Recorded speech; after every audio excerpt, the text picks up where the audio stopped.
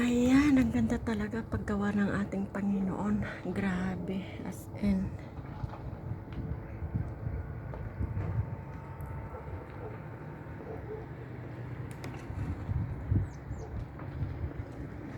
Very shiny.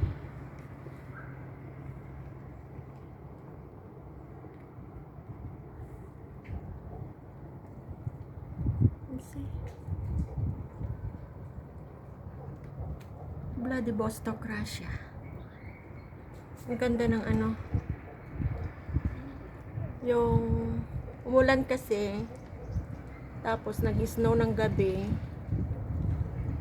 Ayun, naging ice yung ano, yung snow. Ang ganda ng mga trees, kaya lang naging kawawa sila kasi mabigat, kaya napuputol sila. Ngayon, nagmi-melt na kasi may araw.